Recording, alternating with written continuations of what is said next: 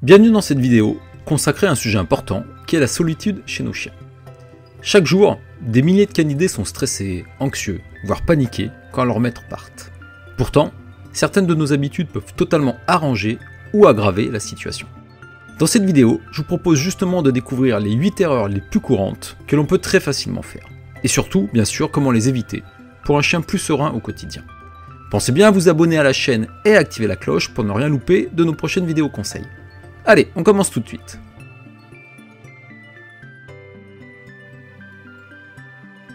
Vous pensez sans doute bien faire en faisant des câlins à votre chien et en lui parlant doucement et longuement avant de partir. Mais en réalité, vous lui offrez un mauvais message, puisqu'il peut alors comprendre que votre départ, c'est un moment important, voire inquiétant, ce qui ne fera évidemment que créer puis aggraver son stress.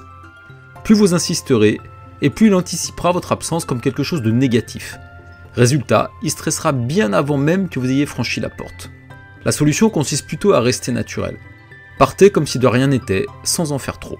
Un simple « à tout à l'heure » ou « je reviens » ou « je vais au travail » sur un ton neutre suffit. L'objectif, c'est que votre départ devienne un non-événement. Plus vous allez banaliser la séparation, et plus votre chien sera serein.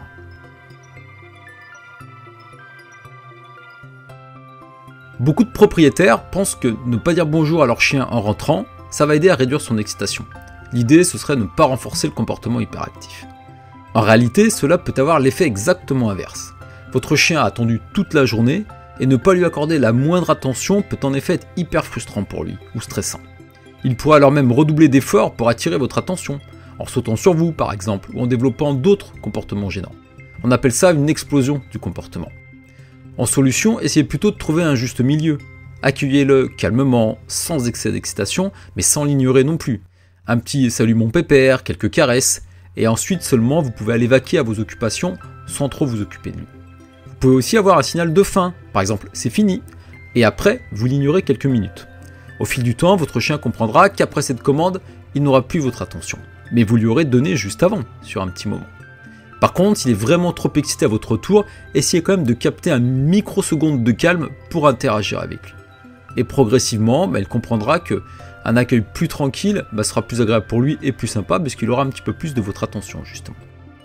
Et inversement, bien évidemment, on ne va pas non plus en faire des caisses en rentrant et lui faire nous-mêmes la fête pendant un quart d'heure.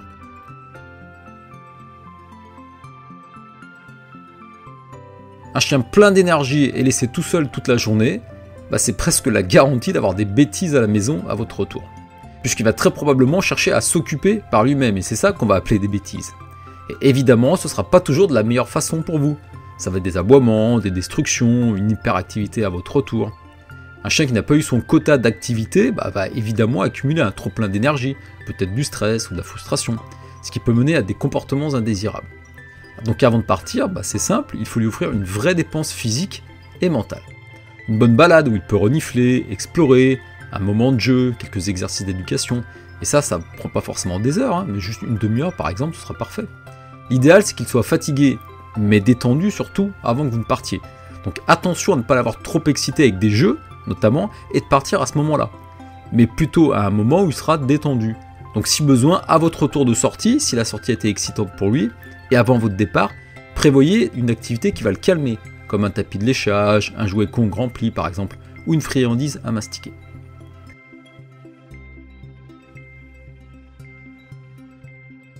Laisser un chien seul sans rien pour s'occuper, c'est lui donner toutes les raisons de s'ennuyer. Et un chien qui s'ennuie peut vite devenir destructeur ou anxieux. C'est exactement pareil pour nous. Imaginez un peu passer des heures sans stimulation, sans rien à faire. En gros, ça va aller 5 minutes, mais si c'est comme ça tous les jours, ça va vite devenir une catastrophe. Et pour votre chien, c'est exactement la même chose. Sans occupation, il peut chercher à libérer son énergie en mâchouillant vos meubles, en aboyant, en creusant, en coursant tout ce qu'il voit passer à travers la haie du jardin, par exemple. Donc pour prévenir cela, il faut aussi prévoir des distractions adaptées. Des jouets ou des accessoires comme des tapis de léchage, des jouets Kong remplis de friandises, vous pouvez même le placer au congélateur quelques heures avant pour qu'il dure plus longtemps pour votre chien. Enfin bref, tout ce qui peut stimuler l'esprit de votre chien, lui faire passer le temps, ça va l'aider à mieux vivre votre absence. Essayez d'alterner les jeux et les activités pour éviter la lassitude si votre chien est bien réceptif à ce type d'activité. Avec une précaution, évidemment, vous assurez que lorsque vous donnez quelque chose à votre chien, il n'y a bien aucun risque pour lui. Donc d'abord, essayez en votre présence. A savoir aussi qu'avec certains chiens, vous pourrez bien leur laisser tout ce que vous voudrez et qu'ils adorent, pourtant ils n'y toucheront pas du tout pendant votre absence. Mais ils risquent bien de se jeter dessus quand vous arriverez. Mais c'est pas grave, vous au moins vous aurez fait ce qu'il fallait.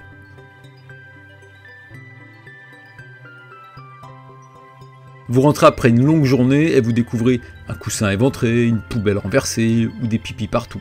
Une réaction bien classique à tout cela, évidemment c'est d'hausser la voix, gronder, voire punir votre chien. C'est vraiment un classique. Le gros problème, c'est que lui, il ne va pas du tout comprendre pourquoi vous êtes en colère. Puisque contrairement à nous, évidemment, les chiens n'associent pas une punition à une action passée, et encore moins si elle s'est produite plusieurs heures avant.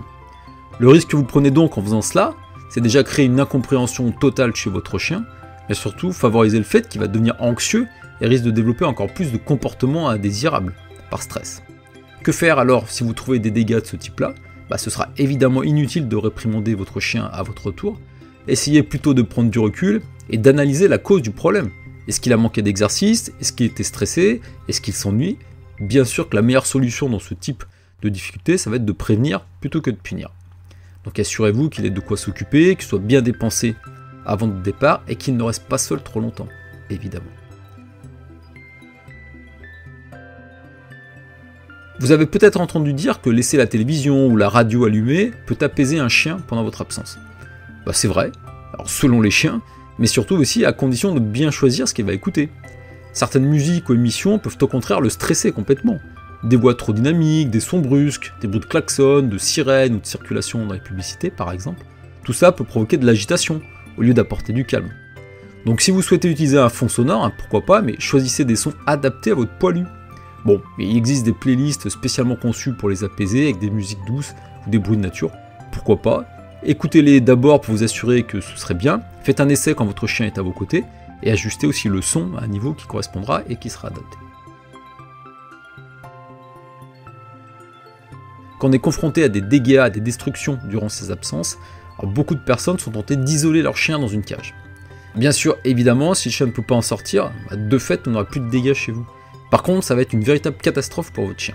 Il peut se blesser déjà avec la cage s'il est trop stressé, frustré, et s'il essaie de sortir à tout prix. Il peut aussi passer sa journée à pleurer et à aboyer, donc très sympa pour le voisinage. Et cette solution, surtout, ne va en rien régler son problème d'anxiété lors de vos absences, mais au contraire, ça risque fort de l'aggraver. Et surtout, quand on veut utiliser une cage pour son chien, pour X raisons, c'est un réel apprentissage à faire.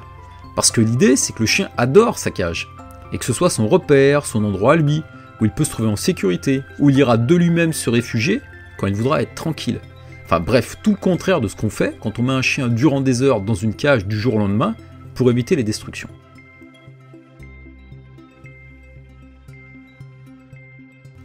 Un poilu qui est laissé seul toute la journée, sans pause, sans interaction, sans sortie, ça va pas être viable très longtemps. Lorsqu'un chien est isolé hyper longtemps, il peut développer de l'anxiété, de la frustration ou d'autres troubles du comportement. Donc, si vous devez vous absenter longtemps, l'idéal c'est de prévoir des solutions. Un voisin, un ami, un dog-sitter. Pour une promenade en milieu de journée, ça peut vraiment faire toute la différence. 8 à 10 heures par jour, seul, ce serait vraiment beaucoup, si c'est répété très très fréquemment. L'idéal c'est vraiment de fractionner son temps de solitude et lui offrir des pauses pour se dégourdir et interagir avec l'extérieur. Voilà, vous pouvez maintenant éviter les principales erreurs qui mènent facilement à de gros soucis avec votre chien lors des absences. Bien sûr, cette vidéo n'était pas exhaustive. L'apprentissage de la solitude est primordial pour votre chien. Et si vous êtes confronté à une réelle difficulté d'anxiété de séparation, alors je vous invite vraiment à prendre contact avec un éducateur ou une éducatrice comportementaliste, et idéalement spécialisé dans ce trouble, parce que c'est vraiment loin d'être évident à régler. N'oubliez pas de liker, commenter et partager cette vidéo si elle vous a plu, et de vous abonner à la chaîne si vous voulez d'autres conseils pour votre chien. A bientôt!